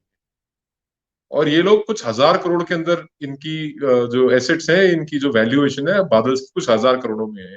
और बादल साहब, कैप्टन साहब का आपको पता है, जब ये पहली बार मुख्यमंत्री बने, उस डेट रिटर्न, ये कर्जे में डूबे हुए थे, इनका बाल बाल कर्जे में था। अब बढ़िया है सर, पता ही है आपको, वो लुधियाना सिटी सेंटर स्कैम हुआ और पर्चा दर्ज हुआ, ये जाके लंदन बैठ के जमानते जमानते करा के वापस आ गए। ये सब इनका आपस में धंधा चल रहा था, एक दिखावेबाजी। बट मैं यहाँ पे आ रहा था सर, कि एग्रीकल्चर जो है वो घाटे का सौदा नहीं है। और जो आपका क्वेश्चन पॉइंटेड था कि डीबीटी का क्या बेनिफिट होगा, तो डीबीटी में किसान को सच में ये पता लगेगा इस फसल के लिए कि 1975 रुपए खाते में कैसे आते हैं। आड़ती है कि सर क्या होता है सीन पे, आई एम श्योर आपने मंडीज देखी होंगी। पहले सर तोल में चोरी, पहले पॉइंट पे तोल में चोरी, फिर मोल में चोरी। तोल मोल की चोरी से दिल नहीं भरता, फिर जो मंडी टैक्स परचेजर के ऊपर लगना होता है वो किसान से काट लेते हैं। मेरे पास पर्चियां पड़ी है, मैं आपको दिखा दूंगा कि मंडी टैक्स जो है वो किसान से उन्होंने ले रखा है। और सर उसके बाद कोई कसर रह जाती है तो जो फसल ढेरी कर देना सर, ढेरी करने तो बाद ना उसकी भराई होती है, जड़ाई होती है, उसकी चोरी। और पांचवी चोरी है सर मॉइस्चर के नाम पे। कौन करता है सर? कौन करता है? बेचारे तो करते हैं सर, ये बेचारे चोर है सर। और ये दो फसलें मैं कह रहा था, एक ये अभी कनक की, और अगली जो है ना मुंजी यानी कि चौने दी। ये दो फसलें अगर इसकी पेमेंट सही चलेगी ना, आप देखेंगे बहुत बदलाव आएगा लोगों के माइंडसेट के अंदर, बहुत बदलाव आएगा। कि रीजन सर उसका ये बड़ा वाज़ेह है। अब ये चौधरी महेंद्र सिंह टिकैत की मैं बात कर रहा था शुरू में, ये 1970-80 के दशक से दहाड़े से यही तो ये मांग कर रहे थे कि हमारे को अपना मूल्य लगाने की आजादी दो, हमारे को अपनी मर्जी की जगह पे बेचने की आजादी दो। ये सब 50 साल की मेहनत के बाद ये कानून लाए, किसी सरकार ने हिम्मत करी। और चौधरी महेंद्र सिंह टिकैत का बेटे का जो फर्स्ट रिएक्शन है ना सर, वो ना आदमी का पहला रिएक्शन जेन्युइन होता है, उसके बाद सब फेक करता है आदमी। इसका पहला रिएक्शन 4 जून 2020 को आया हिंदुस्तान अखबार में। इसने अप्रिशिएट किया, प्रधानमंत्री का धन्यवाद किया, अपने पिताजी की आत्मा को शांति भी दे दी, सब कुछ कर दिया सर। अब ये भटक रहा है बेचारा आत्मा की तरह, कभी बंगाल, कभी राजस्थान, कभी मध्य प्रदेश, कभी पंजाब, हरियाणा, दिल्ली, भटक रहा है ये। तो ठीक है सर, अभी इनकी इज्जत रखी हुई है, सरकार भी इनकी लाज रख रही है, इनको उठा नहीं रही। ये चाहते हैं, कोशिश, प्रोवोकेशन पूरी है सर, 100% प्रोवोकेशन है। चाहे वो एंटी नेशनल्स के साथ मिल रहा हो, चाहे वो खालिस्तानियों के साथ मिल रहा हो, चाहे वो कम्युनिस्ट के साथ मिल रहा हो, कर रहे हैं sir. They are doing everything possible under the sun, under the moon and without the sun and moon, जो भी संभव है सब कर रहे हैं। But the patience by the government should be appreciated. ये है सर बात। तो ये आप ये बताएं कि हमारे कैप्टन साहब ने ये कहा कि दिस इज अनदर प्रोवोकेशन, तो क्या are they planning another set of protest, या वो कोऑपरेट नहीं करेंगे? अगर कोऑपरेट नहीं करेंगे तो प्रोक्योरमेंट पे क्या होगा? Will procurement be affected? हालांकि प्रोक्योरमेंट अगर सरकार 2-3 साल ना भी करे तो भी इतना स्टॉक है कि सरकार को, एफसीआई को कोई फर्क पड़ने वाला नहीं है। But how are they planning to counter this? उसका क्या करने वाले हैं? क्या what are the plans afoot? कोई अंदर की खबर आपके पास हो तो बताएं। सर मैं ना आपको 2-3 बातें बताता हूँ। पहली चीज तो ये कि लॉट ऑफ फूड ग्रेन जो एमएसपी पे परचेज होती है सर, वो पंजाब हरियाणा से होती है। और ऐसा नहीं है कि कनक या चोना पंजाब के बाहर हरियाणा के बाहर होता नहीं। प्रिक्योरमेंट तो फिर भी होगी। हो सकता है कि जैसे पिछले कुछ सालों में कुछ छत्तीसगढ़ ने लीड ली है सर, आपको पता होगा एमएसपी में जो सेल हो रही है उसमें they've actually they've dent in the share of Punjab and Haryana. तो और भी ऐसी 3-4 स्टेट्स हैं सर, उड़ीसा है, ये थोड़ी सी अंडर प्रिक्योर्ड स्टेट्स हैं। प्रिक्योरमेंट तो होगी सर, पर लॉस किसका होगा sir at the end of the day? जो फार्मर है सर। ये गवर्नमेंट पॉलिसी, अगर सेंट्रल गवर्नमेंट ने एक अच्छी किसानों के हित की पॉलिसी बनाई है, देखिए ये ऐसा नहीं है कहते हैं कि मांगा नहीं तो दिया क्यों वाली बात है ना। तो इसमें चीफ मिनिस्टर्स की एक कमेटी बैठी थी, उसकी रिकमेंडेशंस बनी थी। उसकी रिकमेंडेशंस के बाद ये गवर्नमेंट से पहले कांग्रेस ने प्रपोज किया अपने मैनिफेस्टो में, आम आदमी पार्टी ने प्रपोज किया अपने मैनिफेस्टो में, और इसमें तो ऑप्शन है, उसमें तो मैंडेटरी एपीएमसी खत्म करने की बात थी कांग्रेस के मैनिफेस्टो में। तो मैं ये समझता हूं कि अच्छा, एक दिलचस्प चीज और है सर, कैप्टन साहब ने अकाली दल के साथ मिलके विधानसभा में एक अपना लेजिस्लेचर पास करके इन कानूनों को नल एंड वॉइड कर दिया है, दे विल नॉट वर्क। और एक इनका 2006 का, जब कैप्टन साहब मुख्यमंत्री थे उस समय का इनका एक ना पंजाब मंडीकरण बोर्ड के एक्ट के अंदर एक प्रोविजन है जिसमें किसान के ऊपर 5 लाख रुपए जुर्माने का प्रोविजन है, ऑलरेडी एग्जिस्ट करता है। यानी कि जो इन्होंने अब पास किया है, दैट विल इंश्योर के किसान के ऊपर 5 लाख रुपए का जुर्माना लगे। बल्कि नए कानूनों में, चाहे केंद्र सरकार की बात करो, पंजाब सरकार की बात करो, they are not in force as of now. तो प्रोटेस्ट किस चीज का हो रहा है? मतलब मेरे का एक कॉमन सेंस, एक कॉमन लॉजिक ये कहता है कि आप आंदोलन करते हो, आप प्रोटेस्ट करते हो किसी शोषण के विरुद्ध। ये सर पहला ऐसा आंदोलन है जो शोषण जारी रखने के लिए किया जा रहा है, कि हम चाहते हैं हमारा शोषण हो, हमारा शोषण करते रहे। और उसके अंदर सरप्राइजिंग बात यह है कि एक इलेक्टेड चीफ मिनिस्टर एक स्टेट का कहता है कि हाँ मैं भी सपोर्ट करता हूं, तुम्हारा शोषण होना चाहिए, और जो शोषित वर्ग है वो कहता है हाँ हम शोषण चाहते हैं। मतलब क्या, this is there thought process. और आपने पूछा कि इनसाइड इन्फो क्या है सर? इनसाइड इन्फो ये है, इनको चाहिए मंडी टैक्स, कैप्टन साहब को इनको चाहिए मंडी टैक्स। ये इकोसिस्टम एग्जिस्ट करता रहे और ये फ्लरिश करता रहे। प्राइवेट मंडी के अंदर टैक्स नहीं लगेगा तो कोई सरकारी मंडी में बेचेगा नहीं, तो इनको मंडी बोर्ड के जो रास्ते से टैक्स आता है वो इनको टैक्स आएगा नहीं। दूसरा, जो इन्होंने इतना बड़ा आड़तियों का इकोसिस्टम खड़ा कर रखा है जिसके अंदर both Congress and Akali leaders are massively invested. आप सुखबीर एग्रो सर्च करना सर, कितने का धंधा करते हैं ये लोग। तो ये इनका जो एक कमाई का साधन है, 1500-2000 करोड़ इनको जो दलाली का मिलता है पॉलिटिशियंस को, वो खत्म हो जाएगा। ये बेचेंगे सर, मंडी के अंदर प्रोक्योरमेंट होएगी सर 100% होएगी। और ये कहेंगे कि साहब आप वही जो पुरानी पद्धति है उसके रास्ते से प्रोक्योरमेंट कीजिए, डीबीटी नहीं कीजिए। तो बंगाल में सर इन्होंने क्या किया? ममता ने भी तो ये कहा था कि जो किसानों को आपने 6000 रुपए साल के देने हमारे थ्रू दो, हम देंगे। वही सर इनका है कि जी परचेज करो, हमारे थ्रू करो, हम टैक्स भी लेंगे और हम कट भी रखेंगे, सब कुछ करेंगे। वो तोल की चोरी, वो मोल की चोरी, वो मैंने 5 चोरियां गिनाई ना सर, वो 500 चोरियां जारी रखनी है सर इन्होंने। हाँ, लेकिन हरियाणा ने तो अनाउंस कर दिया है कि they will do the DBT. तो पंजाब वाले को तो और परेशानी हो जाएगी।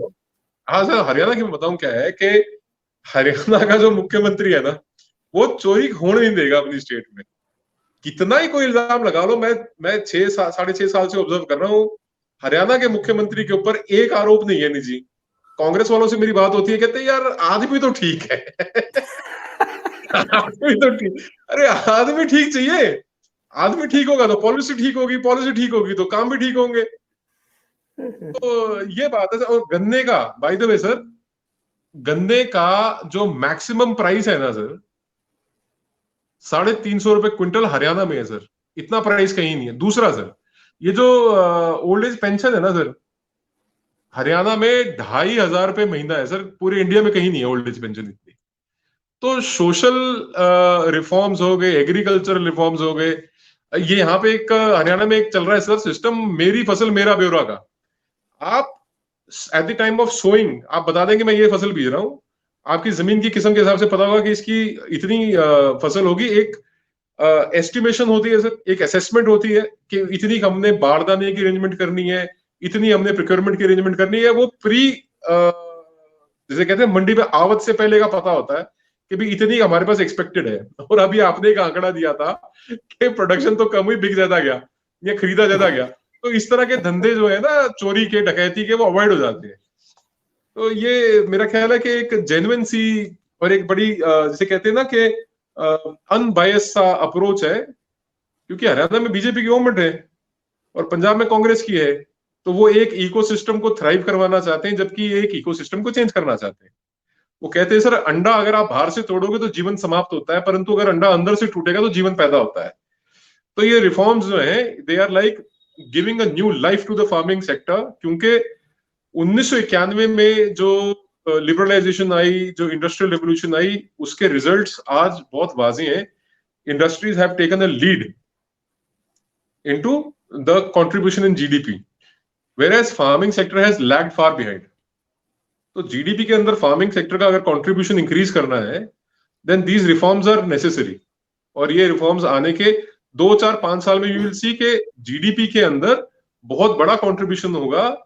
The nation will grow, the farmers, ये हमारे देश के मजदूर हैं, हमारे देश के किसान हैं, हमारे देश के कृषि मजदूर हैं, हमारा देश है। Everything, the entire ecosystem will grow. बहुत बड़ा तबका, बहुत बड़ी आबादी है सर इस काम के अंदर जो इन्वॉल्व है। निश्चित रूप से मैंने भी एग्रीकल्चर सेक्टर में काम किया है और इसमें मैंने कई पेपर्स भी लिखे हैं इन्हीं रिफॉर्म्स के लिए। तो सर, ये हो रहा है तो बहुत अच्छी बात है। चलिए, अब काफ़ी समय हो गया है, अब दर्शक भी प्रतीक्षा कर रहे हैं, उनके प्रश्न ले लेते हैं। सर, तो मैं दर्शकों से अनुरोध करूंगा कि वो इस वीडियो को लाइक करें, शेयर करें, चैनल को सब्सक्राइब करें, बेल आइकॉन दबा के अपने नोटिफिकेशंस लेते रहें और हमारा सहयोग करते रहें पत्रम पुष्पम के साथ। आइए अब प्रश्नोत्तरी पर। Press the bell icon on YouTube and don't miss another update.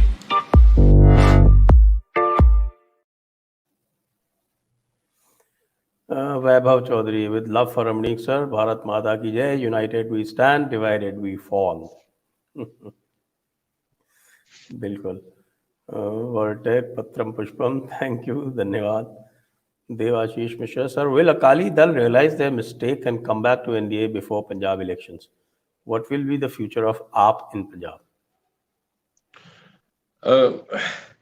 मैं थोड़ा सा देवाशीष मिश्रा जी, मैं आपको बताऊं देवाशीष मिश्रा जी क्या कहानी है कि अकाली दल के साथ तो वो बनी, कहते हैं कि ना वसीले इश्क मिला ना खुदा। एनडीए से भी बाहर निकल गए और पंजाब में कोई स्कोप नहीं है इनका वापस आने का। और एक पोस्ट पोल अलायंस में कहीं ना कहीं वो कहते हैं मरता क्या ना करता वाली अगर कोई स्थिति हो तो बीजेपी के साथ इनके आने की संभावना है, वो भी एज अ माइनॉरिटी पार्टनर। ये जो पहले बड़े भाई का दर्जा था ना, वो अब रहेगा नहीं। एक चीज है। दूसरी चीज है, इट्स वेरी वेरी अनलाइकली कि बीजेपी दोबारा अकालीज को एक्सेप्ट करेगी after what all has happened, specially Sukhbir Badal की लीडरशिप में। अगर प्रकाश सिंह बादल साहब की लीडरशिप में बीजेपी फिर भी रिकंसिडर कर सकती है, सोच सकती है, पर Sukhbir is untouchable. It's absolutely clear, ये आदमी अनटचेबल है। जी, अभिषेक चंद्रा जी, धन्यवाद, थैंक यू। चेतन अग्रवाल, हिंदुओं ने सिखों को सरदार कहा, सरदार means leader, Panj Pyare, core of Khalsa were Hindus, Hindu Sikh और one body and soul, Waheguru ji की जय। देखिए स्टेटमेंट। नोनिकांता, रमणीक जी आप बड़े मस्त हैं, वाह क्या बात है। Had great time listening to you. All my questions regarding topic answered without having to ask. मैं तो सिर्फ संजय जी को अटेंडेंस दे रहा हूँ।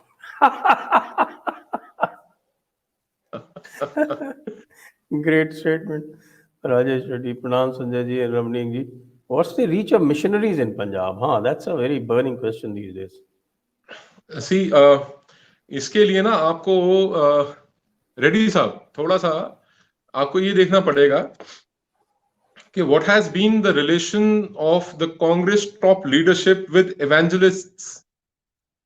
तो हिलरी क्लिंटन जो है she is an evangelist, Sonia Gandhi ji जो हैं ये भी इवेंजलिस्ट हैं, और जो मिशनरीज यहाँ पे हैं most of the missionaries Sanjay ji sir they are from the North East से आके यहाँ पे दे आर थ्राइविंग। और मेरे साथ एक पर्सनल इंसिडेंट हुआ है, एक पास्टर है सर इनका, he was trying to recruit me कि आप आइए और हमारे यहाँ पे एक बार बोल के जाइए, जीसस की प्रेज कीजिए। मैं कहा मैं जीसस की प्रेज करूंगा, मैं नो डाउट अबाउट इट, पर मैं दसम पिता की प्रेज किए बिना मैं जीसस की प्रेज नहीं कर सकता। उसका रीजन ये है कि जीसस ने सिर्फ एक अपने आप का बलिदान दिया, अगर मैं मान भी लूं बलिदान, पर यहाँ पे गुरु साहब ने पिता, माता, चारों साहेबजादे और खुद को सरबंस वार दिया। तो वो जो स्टोरी है ये सैक्रिफाइसेस की हमारे गुरुओं की, इस धरती की जो कहानी है, अब्राहमिक रिलीजन जो है ना आपके जो कहानियों के आधार पे चलते हैं, मैं उसमें इतना विश्वास नहीं करता। और कहीं ना कहीं इनकी जो ये कांग्रेस का पैसिव सपोर्ट रहा इनको, और आप हैरान होंगे रेड्डी साहब इनको अकाली दल का भी पैसिव सपोर्ट रहा। I raise this question to a very very senior SGPC functionary, मैंने कहा साहब आप करते क्यों नहीं कुछ इनका? कहता यार जेड़े, अब मैं आपको पहले पंजाबी में बताता हूँ फिर मैं हिंदी में उसका तर्जुमा करके बताऊंगा। कहते जेड़े सिख नहीं होए वो कितने दिन ईसाई रहणगे। मतलब ये कि जो सिख ही नहीं रहे, जिनका अपने धर्म के प्रति लगाव नहीं है, तो वो कितने दिन रह लेंगे? मगर यार ये तुम्हारा बड़ा फ्लॉड लॉजिक है यार, जो सिख है तुम उसको कैसे जाने दोगे अपने धर्म से किसी दूसरे धर्म में? और यहाँ पे कई ऐसे खासतौर पे जो द्वाबा का इलाका है, होशियारपुर, गुरदासपुर, जलंधर के कुछ एरियाज, नवाशहर के कुछ एरियाज, यहाँ पे बहुत तूती बोल रही है साहब इनकी। और आप कभी वीडियोस देखना खोल के, आप हंसेंगे कि व्हाट काइंड ऑफ क्या कहेंगे, नौटंकी पीपल फॉल फॉर, कैसी कैसी नौटंकी के लिए लोग। एनीवे यहाँ पे डेरा प्रथा रही है, तो उसी सिस्टम में ये लोगों को नाम दान बोल के कि जी आप तो सिर्फ नाम, आपका धर्म नहीं परिवर्तित हो रहा, आप नाम ले रहे हो, यीशु का नाम ले रहे हो, और वो करके उनका धर्म परिवर्तित करते हैं। ये यहाँ पे चल रहा है। और सरकार की तरफ से, एसजीपीसी की तरफ से नहीं सर, कोई रोक टोक नहीं है, कोई रोक टोक, फ्री फॉर ऑल। आओ यहाँ पे अपना चर्च बनाओ। सर वो नवजोत सिद्धू का देखा नहीं आपने, हालेलुया कर रहा है? Haven't you seen that? I haven't seen that. Please forward it to me. I will share with you, sir. वो वहां खड़ा हो गया हालेलुया कर रहा है। मैंने कहा यार लाख लाना था तेरे ऊपर यार। Okay, next. ना खालिस्तानी सिख है, ना माओवादी हिंदू हैं। जो लोक न कृष्ण जी, राम जी और गुरु नानक जी का नहीं हुआ, वो लोक न सिख हैं न Hindu. That's a statement. Thank you. सागर रमणीक जी, बंदा सिंह बहादुर को लेके सिखों में थोड़ा नेगेटिव परसेप्शन क्यों है, क्या इशू है ये? बंदा सिंह बहादुर को लेके सिखों में नेगेटिव? क्या बात कर रहे हो साहब? बंदा सिंह बहादुर का आप इतिहास दोबारा पढ़ो, और ये मेरे को लगता है पता नहीं किसी ने कोई सूखा सूखा नशा किया होगा, आपने उसकी बात सुन पढ़ ली, देख ली कहीं पे, छोड़ दो। Don't take them seriously, don't take them seriously. Vipin Kumar, so do you think BJP is surging in Punjab if the actual benefits of Farm Bill start trickling down? देखिए मैं आपको एक बात वाजे तौर पे बताता हूं विपिन भाई, there is a lot of undercurrent Punjab के अंदर ना। वो स्प्रिंग एक्शन होता है, आप स्प्रिंग को दबा के रखो बहुत देर तक ना, एक बार वो रिलीज होता ही होता है। ये this has gone too far and for too long. एक जो अभी रिसेंटली कंक्लूडेड निकाय चुनाव है, जो लोकल बॉडीज के इलेक्शन थे, उसके बाद a lot many people have started to realise के this is literally Talibanisation of Punjab. और बहुत बड़ा तबका है जो इस आप तालिबानाइजेशन कह लीजिए को एक्सेप्ट नहीं कर रहा। ये जो जिहादी माइंडसेट है ना, उसको एक्सेप्ट नहीं कर रहा। और ये जो सिखों के अंदर कभी भी ये प्रथा नहीं थी अब्राहमिक फेथ की तरह कि साहब ये गद्दार कह लो या ये काफिर कह लो, ये सब नहीं, ये फतवे जारी करने का हमारे यहाँ पे रिवाज नहीं है। जो जितने भी सनातन फेथ हैं, जो सनातन परंपरा है, उसके अंदर ये फतवे जारी करने की एक्सेप्टेंस है। और ये मेरा ख्याल है कि अंडर करंट आपको देखने को मिलेगी, you will witness this undercurrent. जी, नेक्स्ट।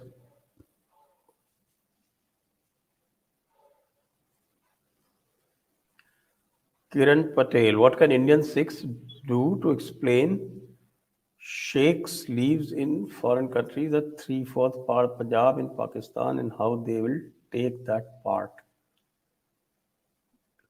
सर मेरे को क्वेश्चन समझ में नहीं आया। मुझे भी नहीं समझ में आया। Can do to explain, sheikhs नहीं है, सिक्स है, Sikhs living in okay foreign okay okay okay fine, ठीक है, आपका बहुत बेहतर सवाल है, अच्छा सवाल है। मैंने जैसे बिल्कुल प्रोग्राम के शुरू में मैं सर को कह रहा था कि एबीसीडी, बीबीसीडी और सीबीसीडी हैं। तो सबसे पहली और सबसे महत्वपूर्ण चीज है कि आप पहले अपने धर्म को, अपने मजहब को समझो। आपके पंथ में गुरु साहब के आदेश क्या है आपके लिए। अगर पहली पातशाही ने ये कहा है कि खुरसान खसमन्ना किया हिंदुस्तान राया, so the idea of Hindustan starts from the पहली पातशाही, ठीक। And then coming down to the 9th पातशाही, 9वीं पातशाही गुरु तेग बहादुर साहब सच्चे पातशाह को हिंद की चादर कहा गया है फॉर हिज सैक्रिफाइसेस, देश और धर्म के लिए। और आखिर में 10वें पातशाह ने जब ये कहा कि सकल जगत में खालसा पंथ गाजे, जागे धर्म हिंदू तुर्क भंड बाजे, तो 10वीं पातशाही तक भी ये बात क्लियर थी कि आपने ये जो हमारा इलाका है, जो हमारा फेथ है, वो हिंदुओं को जागने की बात करते हैं। सिखों को और हिंदुओं को अलग करके किसी गुरु ने नहीं देखा कभी। इसके ऊपर कोई बयान ना तो गुरु ग्रंथ साहब के अंदर दर्ज है, ना किसी बाणी में दर्ज है। और मैं आपको इंटरेस्टिंग बताता हूं, अभी मोदी सरकार क्या कर रही है सर। पहली पातशाही 550 साल हुआ गुरु नानक साहब का, तो पहली पातशाही के रस्ते सर इन्होंने जो बानी है पहली पातशाही की, वो दुनिया की जितनी लैंग्वेजेस हैं, चाइनीज है, रशियन है, या कोई बाल्कन्स की लैंग्वेज है, कोई भी लैंग्वेज है सर, वो यूनेस्को को जिम्मा दे दिया। वी आर पेइंग यूनेस्को, मतलब वी से मतलब मेरी मुराद है कि India is paying UNESCO to translate पहली पातशाही बानी इनटू एवरी लैंग्वेज। और इंडिया के अंदर भी एक एजेंसी को ये जिम्मेवारी दी गई है कि हिंदुस्तान की हर भाषा के अंदर, रीजनल लैंग्वेज के अंदर पहली पातशाही की जो बानी है उसको ट्रांसलेट किया जाए। और तीसरी महत्वपूर्ण बात यह है कि जब 550 साल हुआ गुरु नानक साहब का, तो उसमें पहली पातशाही के जितने हमारे हरियाणा, पंजाब, हिमाचल, पूरे हिंदुस्तान के जितने राजभवन है, आप सारे राजभवन ले लीजिए, उनके अंदर महाराज का प्रकाश किया गया, कीर्तन दरबार सजाए गए। और जो एक रिस्पेक्ट किसी एक फेथ को, पंथ को दी जा सकती है, वो हिस्ट्री में पहली बार हुआ। और ये not limited to India, but जितने हमारे फॉरेन मिशंस हैं, जितनी हमारी एम्बेसीज हैं, कॉन्सुलेट्स हैं अब्रॉड, हर एक एम्बेसी, कॉन्सुलेट और मिशन के अंदर इसी तरीके से 550 साल जो है गुरु नानक साहब सच्चे पातशाह का सेलिब्रेट किया गया। तो गवर्नमेंट जहां तक हो सकता है इज डूइंग देयर एंडेवर्स। और ये जो आपने बात करी 3/4 हिस्सा जो पंजाब पाकिस्तान में चला गया, it's a blunder in the history. वो लॉर्ड रैटक्लिफ था, उसको पता कुछ नहीं था इंडिया के बारे में, 2.5 महीने पहले आया, लाइन खींच के चला गया और हम आज तक भुगत रहे हैं। तो ये this is something which cannot be undone so easily. मतलब किसी कॉन्फ्लिक्ट की सिचुएशन में भी आपने देखा है कि पहले की सरकारों ने whatever the forces won on the ground, they gave away on the table. और वो 94-93 हजार इनके सैनिक दे दिए, और हमारे जो मुट्ठी भर इनके पास 200-400-500 प्रिजनर वॉर थे, वो पीओडब्ल्यूज अपने वापस नहीं लिए। और मतलब there have been blunders, but let's see how things play out eventually. तो ये 3/4 जो पंजाब वहां रह गया है, उसके बारे में तो little can be done. Vijay Kumar Singh ji, thank you. Kumar Shashank, BJP police को मारने वाले किसान नहीं हो सकते, क्यों नहीं हो सकते? फिर विलेज में क्राइम्स कौन करते हैं? व्हाट इज ये हमारे किसान नहीं हो सकते? ओके, देखिए क्या है कि हिंदुस्तान के अंदर ना कुमार शशांक जी, बहुत बड़ी तादाद है। अगर मैं कहूं 60 करोड़ किसान होंगे तो गलत नहीं होगा। 60 से 70 करोड़ किसान जो है वो सारे के सारे तो भाई क्रिमिनल नहीं है, और कुछ मोटिवेटेड लोग हैं, उनकी मोटिवेशंस हैं, वो अपनी मोटिवेशंस के चलते एक बार नहीं 26 तारीख के बाद भी तलवार से कृपान से दिल्ली पुलिस के एसएचओ के ऊपर अटैक किया गया। और ये फिनोमिनन जो है वो आइसोलेटेड फिनोमिनन नहीं है। दिल्ली बॉर्डर के ऊपर पटियाला में आपको पता होगा कि एक एएसआई का हाथ काट दिया था कृपान चला के। तो ये चीजें हैं। अब सोसाइटी है, सोसाइटी के अंदर क्राइम भी होता है, क्रिमिनल्स भी होते हैं। पर ये जो स्टेटमेंट है, मेरा ख्याल है इस स्टेटमेंट का अर्थ ये था कि अक्रॉस द बोर्ड सभी क्रिमिनल नहीं है, अक्रॉस द बोर्ड सभी लोग गलत नहीं है। उसके अंदर कुछ मोटिवेटेड लोग हैं जिनका कोई वेस्टेड इंटरेस्ट है, वो लोग ये सब हरकतें कर रहे हैं। बट एक तरीके से जैसे एक मुट्ठी भर सिख, अगर कोई या सिख दिखने जैसे लोग कुछ गलत करते हैं तो अक्रॉस द बोर्ड सारे सिखों को आप खालिस्तानी या टेररिस्ट नहीं कह सकते। उसी तरीके से कुछ अगर चंद मुट्ठी भर लोग किसान के वेश में कुछ हरकत करते हैं तो अक्रॉस द बोर्ड सभी किसानों को क्रिमिनल नहीं कहा जा सकता। Ram Rahim was taken out of the way to remove the roadblock to Christians. Even Johnny Lever is doing the same. Hallelujah and RRR. देखिए, अगर बाबा राम रहीम की अगर आप बात करें तो उनके ऊपर जो आरोप थे बलात्कार के, वो बलात्कार के आरोप सिद्ध हुए। और जब गुरमीत सिंह के ऊपर वो सिद्ध हो गए, he was a criminal and he had to brought to justice. अब उसके ब्रिंगिंग हिम टू जस्टिस के बाद अगर आप ये कहें कि साहब मिशनरीज के लिए कोई रास्ता खुल गया, तो सरसे में बैठा था उसकी। माने मैं सहमत हूं इस बात से कि बहुत बड़ी फॉलोइंग राजस्थान में है, बहुत बड़ी फॉलोइंग हरियाणा और पंजाब के बागड़ के इलाकों में है। बट जो हार्टलैंड है हरियाणा का या हार्टलैंड है पंजाब का, उसके अंदर कोई बहुत सी उसकी है भी नहीं। और ये जितने भी मिशनरीज हैं या बाबा टाइप के लोग हैं ना, इनका फोकस बेसिकली होता है जो लोग थोड़े से ना बीपीएल हों या जो थोड़ी सी इकोनॉमिकली वीक फैमिलीज हों, उनके ऊपर इनका ज्यादा फोकस रहता है। और ये जैसे आपने देखा था बाबा राम रहीम ने या आप ये कह लो गुरमीत सिंह ने गुरु गोविंद सिंह जी साहब सच्चे पातशाह का बाणा धारण कर लिया था एक बार, और उसके बाद जो है there was a massive outcry. और एसजीपीसी ने ये सुखबीर बादल ने इन सब में मिलके उससे एक अपॉलॉजी लेके उसको मामले को रफा दफा कर दिया था फॉर देयर पॉलिटिकल गेन्स। तो मैं हमेशा इसलिए कहता हूँ कि इन लोगों का धर्म से कोई लेना देना नहीं, ये लोग पॉलिटिशियंस हैं।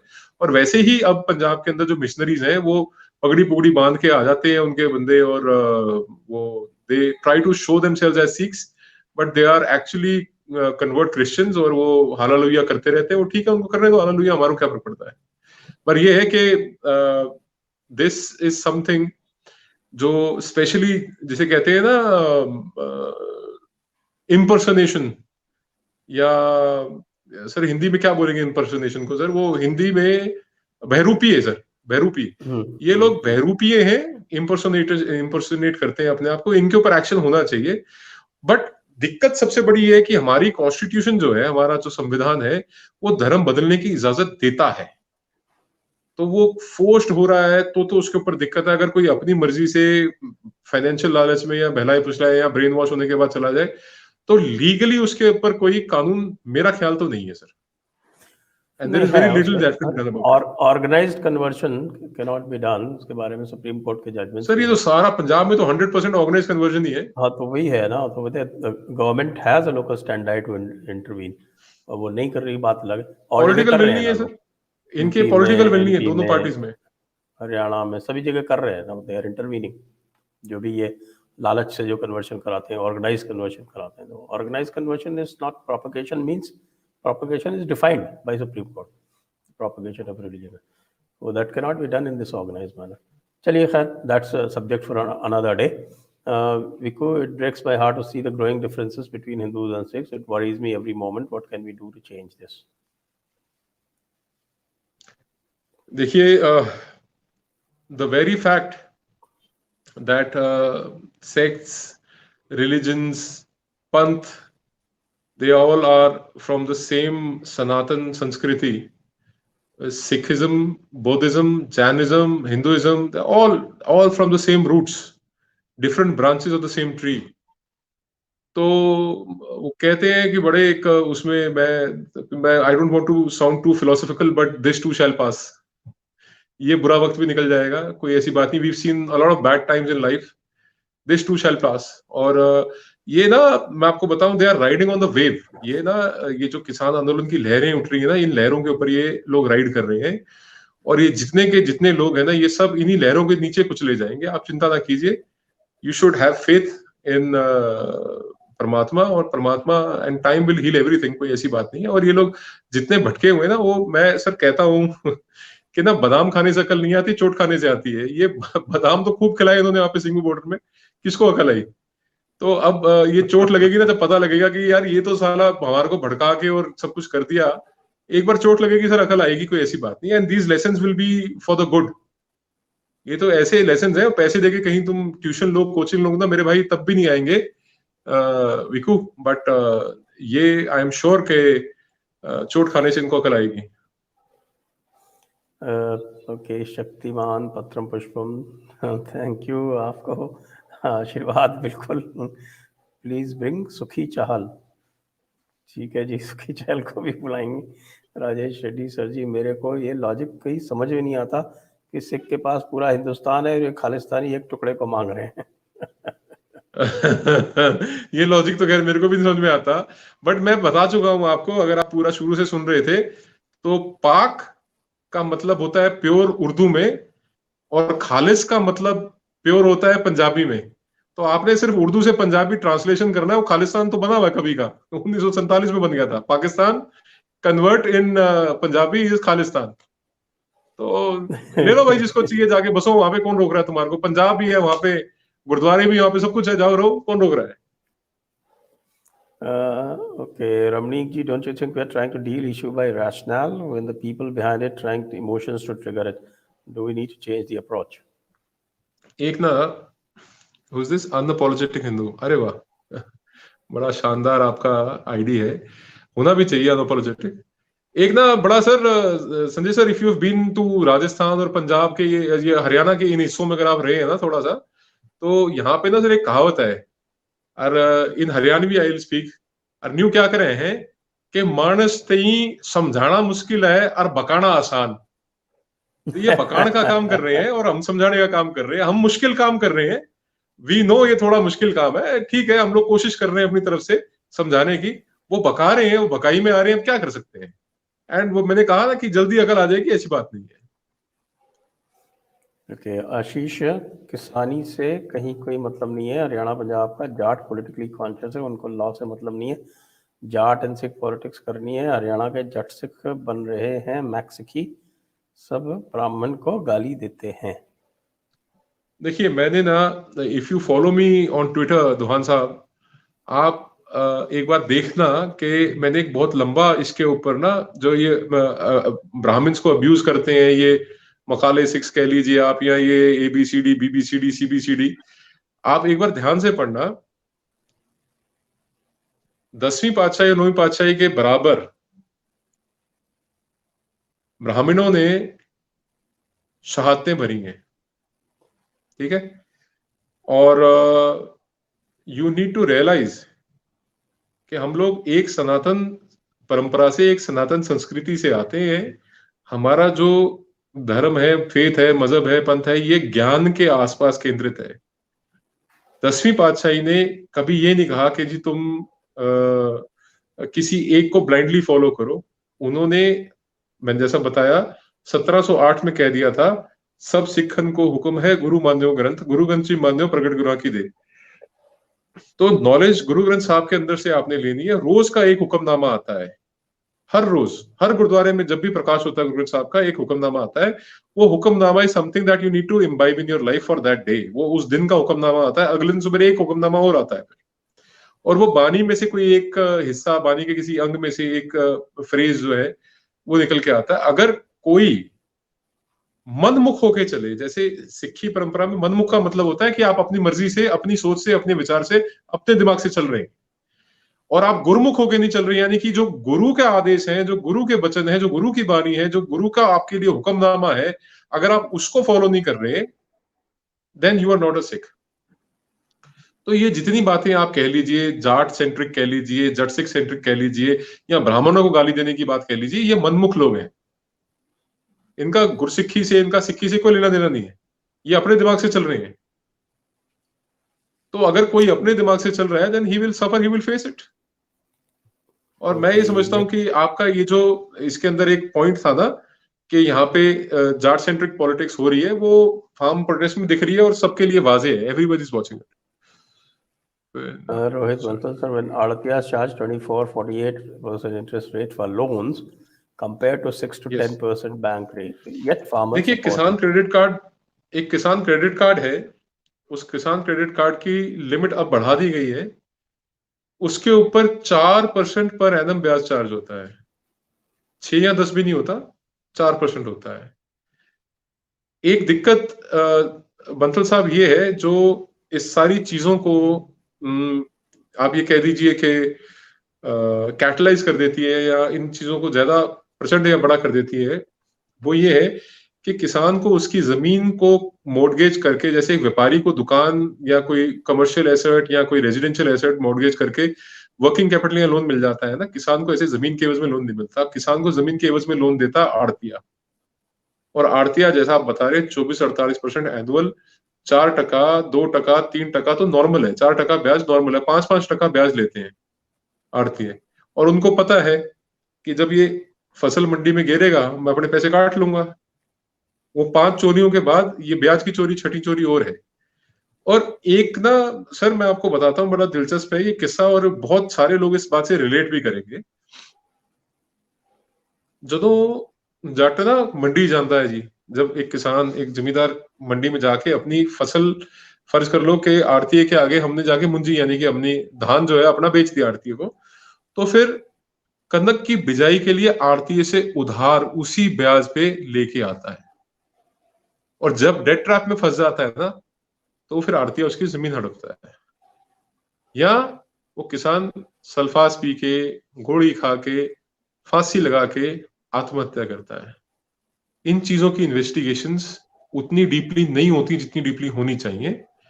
और मैं कह रहा था, और मैंने बड़े हल्के अंदाज में कह दिया कि ये, but this is very serious, ये वो शोषण है रोहित जी, जिस शोषण को जारी रखने के लिए आंदोलन चल रहा है। Yes, it is surprising. Next, Ritin Patel, Namaskar. Ramnik sir, I am from Canada. Please guide how to counter Khalistanis. New Sikh students from India are also influenced by them. They have become violent. आपकी opinion चाहिए। जय हिंद।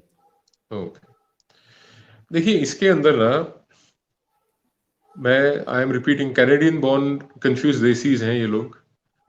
ये अपने root से, अपने धर्म के, जो देखिए प्रॉब्लम कहाँ पे है पटेल साहब, रुतुन जी, कि इनको जो 1984 के दंगे हुए, 1984 में जो कांड हुआ, जितना कुछ हुआ, वो दिखा दिखा के ना, ये एक पूरी जनरेशन ब्रेन वॉश की हुई है। मैं आपको सबसे बढ़िया तरीका बताता हूं, इन गधों को इग्नोर कीजिए, जस्ट इग्नोर दीज जोकर्स। और आप उनको एक कहना बात कि अगर गुरु साहब की लाइफ को अगर आप देखें, आप बानी भी मत पढ़े, बानी पढ़ना हर एक के बस का रोग नहीं है, and it's a very elaborate text. आप सिर्फ गुरु साहिबान की जो लाइफ है, जो उनकी जर्नी ऑफ लाइफ है, आप उससे उदाहरण ले लीजिए। उनके सहयोगी कौन थे? उन्होंने सिख पंथ जब सजाया दसम पिता ने, तो वो 5 प्यारे थे, वो कौन थे? जो 9वीं पातशाही के साथ जिन्होंने भाई सतीदास, भाई मतीदास जी ने शहादत दी, वो कौन थे? उनका बैकग्राउंड क्या था? और अगर उनसे एक सवाल आप पूछ लेना, कि मैं दोबारा दोहरा रहा हूं कि सगल जगत में खालसा पंथ गाजे, जागे हिंदू धर्म, तुर्क भंड भाजे, इसका मतलब क्या है? उनसे इतना पूछ लेना। तो ये जितने मुसलमानों के, या आई एम सॉरी टू से पाकिस्तानी कह लेते हैं, चलो उनको जरा कैटेगराइज कर लेते हैं, ज्यादा बड़ा दायरा नहीं करते। जो पाकिस्तानी है, इनके भड़कावे में जो लोग आए हुए हैं, इनको रीजन पता लग जाएगा। ये तुर्क भंड भाजे का जो मतलब है ना, they will know, they will understand. और पहली पातशाही की बानी में पूछ लेना कि खुरसान खसमन्ना किया हिंदुस्तान राय का क्या अर्थ है। एक किसी को गलतफहमी हो ना, तो थोड़ा सा एक बार मैं आपसे ये कहूंगा, आप ये भी स्टडी कर लेना कि जब गुरु गद्दी दी जाती थी तो उसमें प्रसाद क्या दिया जाता था साथ में, मत्था टेकते थे जब गुरु गद्दी पे किसी गुरु साहब को बिठाते थे, और वो रिचुअल क्या होता था, वो पता लग जाएगा इनको। They will have their answers. Rakesh Gaur, I am Buddhist. Sikh Khalistan क्यों मांगते हैं? बुद्ध कभी भारत को तोड़ने की बात नहीं करता। Many Buddhist including Chinese Buddhist want Pakistan back. Why Sikhs don't want Pakistan for Khalistan? देखिए, अगर आप बौद्ध हैं राकेश जी, तो आपको पता होगा कि जो सिंध का इलाका है आज मौजूदा, this was a Buddhist dominated area. जो अफगानिस्तान का इलाका है, वहां पे बहुत बड़ी बड़ी भगवान बुद्ध की प्रतिमाएं थी, और आपको पता ही है कि सनातन संस्कृति का हिस्सा है बौद्ध। और सिर्फ एक ऐसा रीजन है कि पंजाब जो है वो पाकिस्तान में भी है, पंजाब जो है वो इंडिया में भी है। पंजाब में लैंग्वेज एक है, लगभग कल्चर एक है, मजहब अलग है। तो वो, जैसे मैं पहले कहा ना कि भगाना आसान है और समझाना मुश्किल है, तो ये for a very long time ये पैसा बहुत ज्यादा इन्वेस्ट किया हुआ है पाकिस्तान ने for division of India. Pakistani ISI का एक अलग डेस्क है जो सिर्फ खालिस्तान के ऊपर कंसंट्रेट करता है, और उनको इंडिया में बहुत मैसिव काउंटर मिलता है, उनको बड़ा बिफिटिंग रिप्लाई मिलता है। तो ये ओवरसीज जो है, चाहे यूके, कनाडा, यूएसए, उसके अंदर इन्होंने अपने स्टूजेस खड़े किए हुए हैं। और जो सिख फॉर जस्टिस का सबसे बड़ा स्टूज है इनका, उसका नाम है गुरपतवंत पन्नू।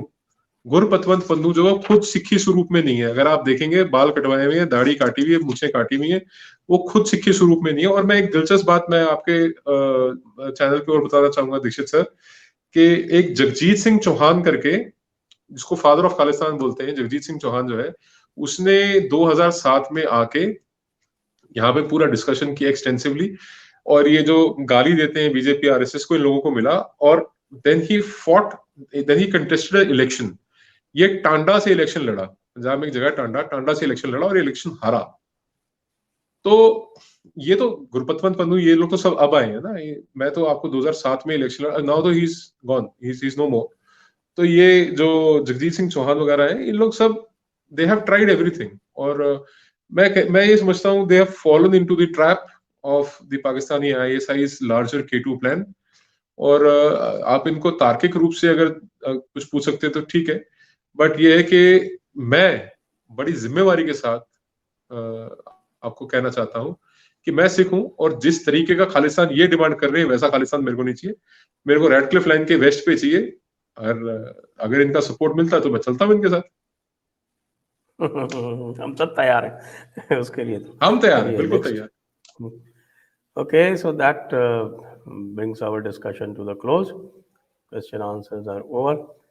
धन्यवाद आपका बहुत बहुत। Thank you Ramnik ji, wonderful discussion. And Sat Shri अकाल, नमस्ते जैन सर।